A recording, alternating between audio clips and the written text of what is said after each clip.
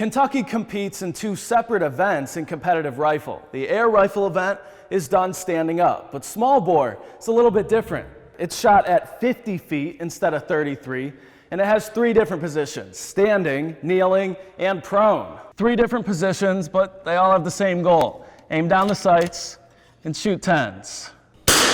When you're that close, you just kind of chalk it up to the football gods and you move on, and that's what this team did. This crowd also was not liking it. They were kind of snoozing here early in the game. I think they were up getting those rib nachos or something. So the remaining 3 guys been fighting for reps this week in practice, and it looks like Destin Wade has been getting those first team reps. This was a direct quote: "We got manhandled." Wrapping up a good week of football, we're turning the page from the off season to the preseason, as we're about 6 weeks away from some big time football here this fall. Yeah, it wasn't the same in 2020, and of course Keeneland hosted in 2015 as well, which was an exciting time for American Pharaoh as well, making history. It's hard to match the anticipation that the spring brings in this sport with the Kentucky Derby and the Triple Crown, of course. You know, you guys want your senior class up there next year, of course. Obviously that's a ways away, but how much would it mean to just keep this run going? Because the 3-peat, you know, that's great.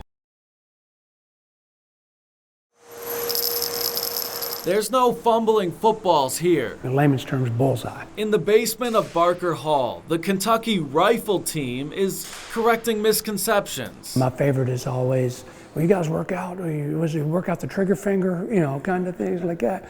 There's a little bit more to it than that. Well, it has to be more to it than that if they just won an NCAA national championship. Yep, rifle wins championships like all the other sports do. They work out just like other athletes. There's no body type. We go out and recruit just like basketball and football does. The NCAA picked up rifle as a co-ed varsity sport in 1980. Well, enough with the history lesson. What's it like to shoot? Squeezing that trigger, really good execution. It's just like finger squeeze, and then I do the follow through. That feeling is the best feeling in the world. The backgrounds these athletes have are all so unique. Richard Clark has been shooting since he was a kid. I grew up going out and hunt with my dad and grandpa.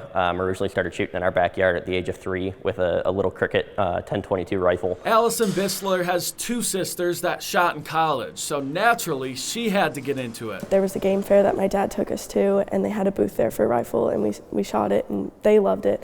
I didn't like it at first, and I was like, I'll try it again, like, I guess. And then I started to really like it too. Martin Boss is from Norway. He shot for the Norwegian national team and then came here to UK. More challenging, sort of, or it's a new challenge because it's more team related than back in Norway, where we shoot more individually. The balance of team versus individual is the fascinating part about this sport. They've had multiple Olympians come through this program, and the program's won 4 national championships. They're all special. Yeah, I'm gonna give you the generic answer, but they really are. Talk about winning, but here, winning together. It's very individually sport driven, but college really puts it in perspective of a team.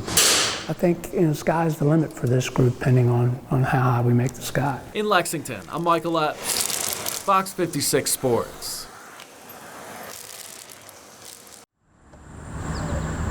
A tragedy in the mountains.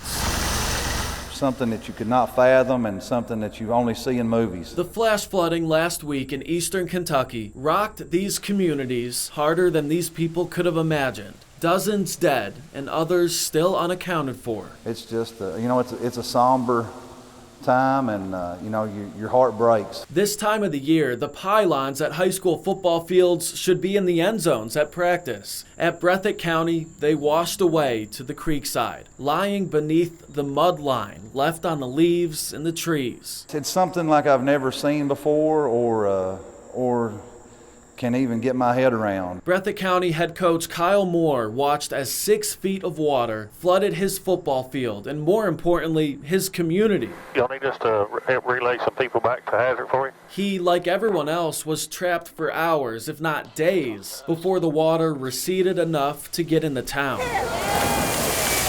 It just started coming down, and it just didn't stop, you know, and it just came up so fast and kind of caught everybody off guard. And you know, one minute everybody's okay, and you know, the next minute it's, you know, the creeks and rivers are out of control and people are getting flooded. His first trip back to the stadium was a tough one, seeing the locker room destroyed. Covered in mud, lockers broken, equipment ruined, trophies tarnished, soda machines turned on their side. The water rose up to the state championship pictures feet above the ground. Got flooded, and the worst part is the mud. Think about the old sports cliche, get muddy, get that uniform dirty.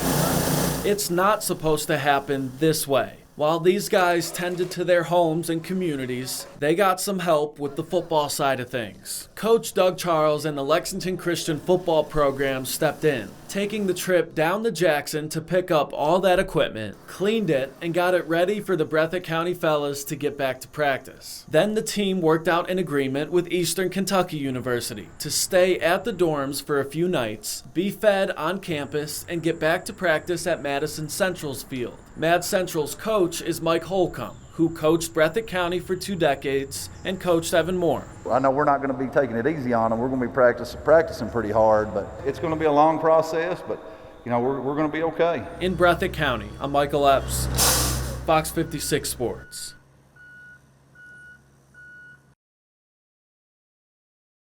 Likes puzzles. Gigi, you like puzzles? I don't mind a good puzzle, right? John Calipari's been trying to figure out how to put this puzzle together with this year's pieces, figuring out which lineups click, and more importantly, which one is best at the end of games. Welcome back. Home sweet home is certainly true for the Kentucky men's soccer team, showing a dominance at the Bell Soccer Complex that is rare to see in all of sports. The Cats haven't lost a home game in over 2 years. It's since 2020 that they have just been winning and winning here in Lexington. They've had some impressive crowds all year, like this one for the Louisville game earlier this year. A good one today, over 2,400. Into the 20s. That's a look at weather. Here's Michael with sports. Chris, I'm not a fan of that. Not a fan of that cold temps, but I'm a fan of you, so it's all right. The Kentucky football staff just got an addition. Then you have to practice on Christmas, so that's no fun, right? So they got to have the holiday off. Now they're getting ready to get down to Nashville and Music City. They've had over a month off since beating Louisville at the end of November after Thanksgiving. He's right. On this Halloween afternoon, Keeneland is ready to host the Breeders' Cup World Championships this weekend, and he got the opportunity to draw the post positions for the Longines Classic today at Rupp Arena, the signature race of the weekend, with a $6 million prize to claim the championship of thoroughbred racing. The Classic drew a field of 8, headlined by Flightline, the morning line favorite at 3-5 odds.